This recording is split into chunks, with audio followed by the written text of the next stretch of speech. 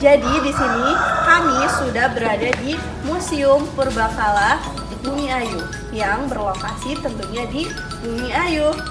Oke, di sini sudah ada saya tentunya Azahra Ardianti Putri dengan NIM 402222022. Kemudian ada teman saya Intan Nuraini dengan NIM 402222157. Dengan saya Adni Umu Ifahda dengan NIM 402222117. Dengan saya Kanisa Fitri dengan NIM 402222029. Dan saya Ismi Wulan Agustin dengan NIM 402222041. Oke, jadi di sini kami baru semester 3 dan di sini kami akan melakukan beberapa kegiatan. Salah satunya adalah tentunya melihat-lihat peninggalan atau beberapa teman-teman namanya peninggalan zaman dulu ya. Jadi di situ sudah ada banyak beberapa jejak-jejak pada masa Purbakala dan nantinya kita akan wawancara bersama petugas atau penjaga dari Museum Purbakala di sini. Oke, ikutin terus. Tunggu.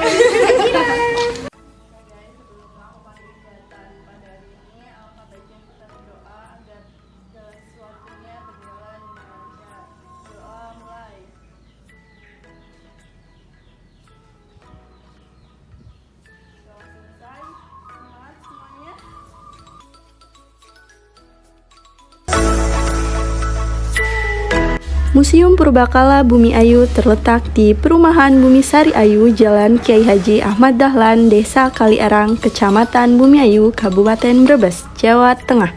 Lebih tepatnya berada di sebelah utara Rumah Sakit Umum Daerah Bumi Ayu atau di belakang SMA Islam Ta'alumul Huda Bumi Ayu. Museum Purbakala Bumi Ayu berdiri pada tahun 2013, berawal dari adanya komunitas pecinta fosil di Bumi Ayu. Di suatu ketika, ada seorang yang menemukan batu, lalu batu tersebut ditanyakan kepada komunitas. Bapak Rafli Rizal selaku ketua yang memiliki anak yang sedang mengambil kuliah di jurusan Teknik Geologi di UPN Yogyakarta, kemudian membawa batu tersebut untuk ditanyakan kepada dosennya. Hasil dari pembawaan batu tersebut adalah diketahui bahwasannya batu tersebut adalah fosil jenis hewan yang berpotensi untuk dikembangkan dan disimpan dengan baik. Bapak Rafli Rizal meminta bantuan kepada Bapak Karsono Haryo Subagyo untuk mencari fosil sejenis dan kemudian diteliti lagi. Fosil-fosil yang ditemukan tersebut lalu disimpan di gudang toko milik Bapak Rafli Rizal. Seiring berjalannya waktu, semakin banyak penemuan tentang fosil-fosil, sehingga koleksi dipindahkan ke garasi rumah Bapak Rafli Rizal.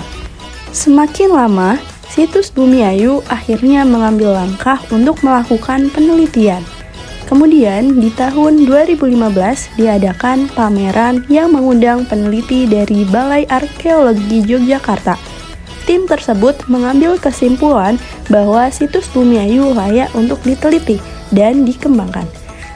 Keberadaan fosil di situs Bumi Ayu ini semakin mengundang banyak rasa penasaran karena situs Bumi Ayu ini menjadi salah satu situs yang dikatakan tertua di Pulau Jawa.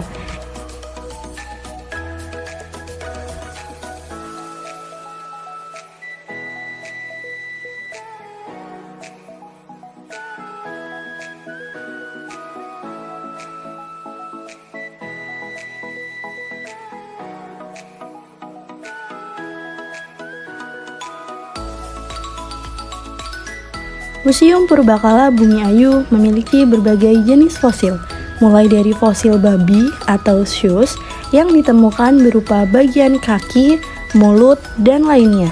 Ada juga fosil yang merupakan bagian dari Proposidia yang terdiri dari beberapa famili gajah.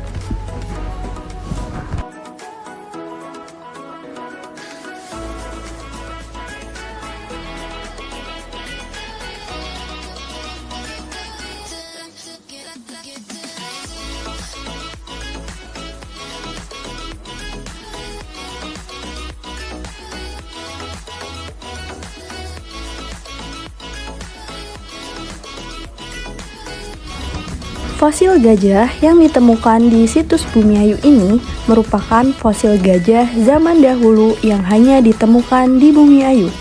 Mulai dari gajah paling tua di Indonesia, gajah yang sudah punah, sampai dengan fosil gajah zaman sekarang.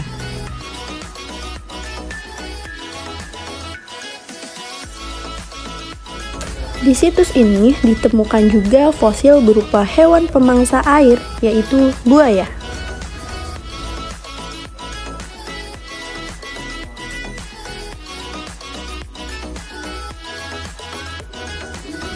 Selanjutnya, ada juga fosil berupa bagian-bagian tubuh dari rusa dan banteng purba, serta fosil sapi zaman dahulu.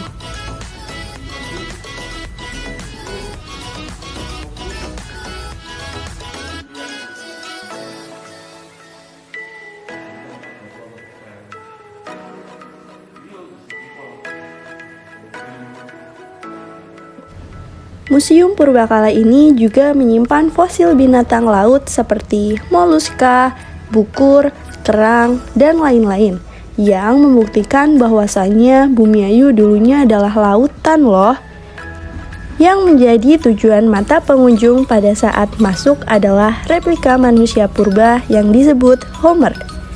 Sedangkan penemuan bagian tubuh manusia purba yang asli disimpan di Museum Sangiran.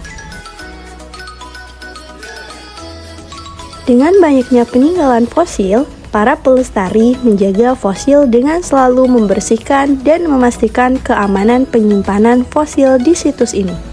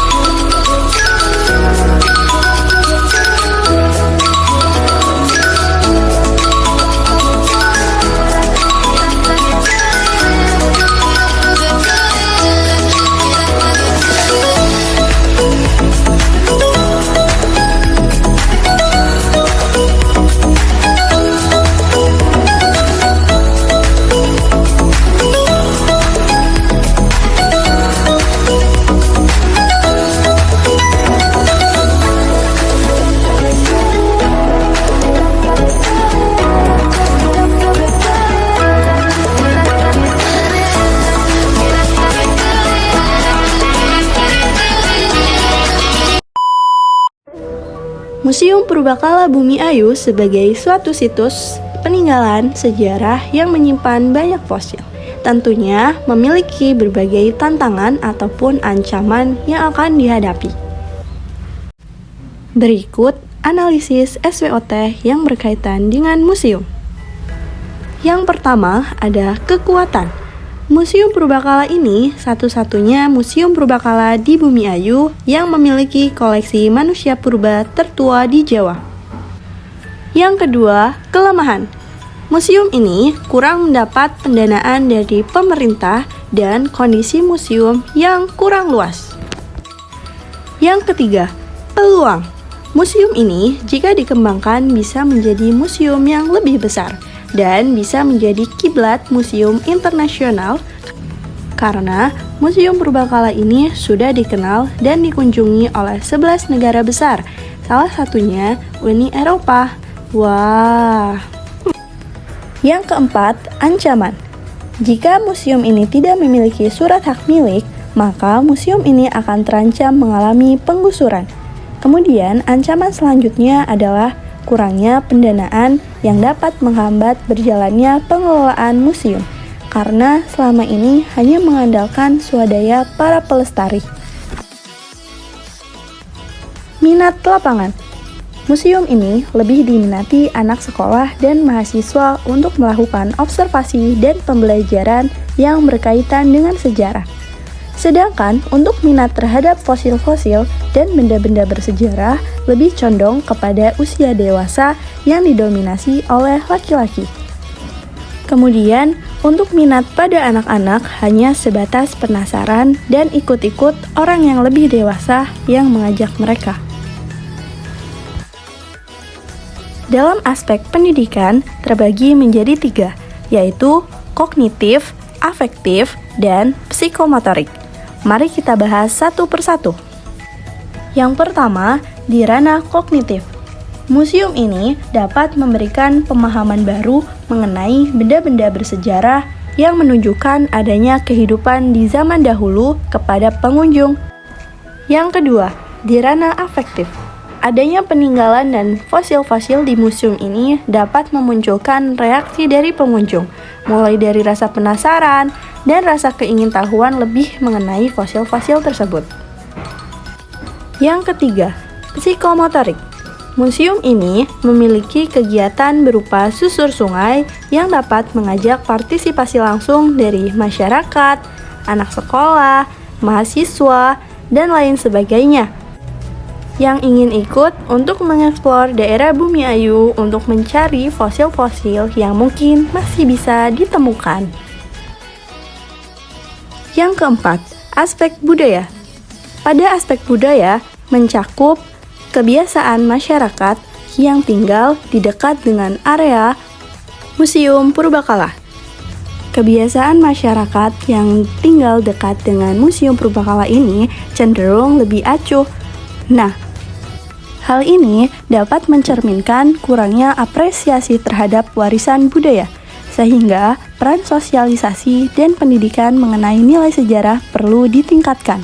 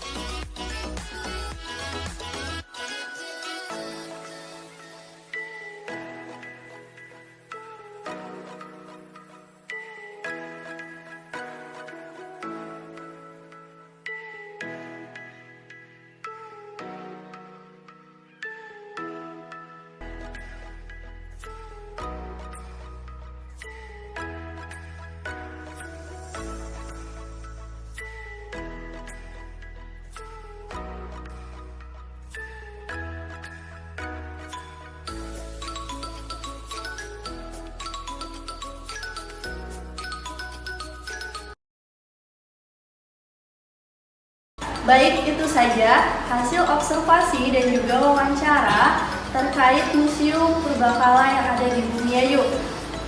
Untuk selanjutnya, mungkin ada pesan-pesan apa nih Pak dan Mas Rafiq untuk penonton yang menonton video kita? Monggo silakan. Untuk saya sebenarnya cuma satu ketika menjalani ini, yaitu jangan pernah berhenti ataupun tetap di tempat. Jadi bergerak, bertambah. Selanjutnya Pak Yani. Untuk pemirsa channel PGSD 1 bahwa situs Bumiayu itu potensi ilmiahnya bagus. Kemudian mari kita jaga, kita rawat, kita kembangkan bersama-sama untuk kemajuan khususnya daerah Bumiayu dan sekitarnya ya. Untuk para pemuda di mahasiswa dan UPT nanti jadi generasi penerus supaya Bumiayu itu maju, itu aja. Baik, terima kasih Pak Yani dan juga Mas Rafiq. Tentu saja untuk penonton yang nonton video ini jangan lupa bisa kunjungi Museum Purbakala yang ada di Bumiayu. Nah, semoga apa yang sudah disampaikan oleh Pak Yani dan juga Mas Rafiq dapat bermanfaat untuk kita semua. Amin. Untuk menutup video kali ini kita punya jargon loh teman-teman. Silakan Pak Yani dan juga Mas Rafiq untuk mulai. Situs Bumiayu Jaya. Museum Purbakala Bumiayu Iya, Niku. Ya, terima kasih, itu saja. Semoga bermanfaat. Wassalamualaikum warahmatullahi wabarakatuh. Waalaikumsalam warahmatullahi wabarakatuh. Thanks for watching. Jangan lupa like, comment, do share, and subscribe. Mwah!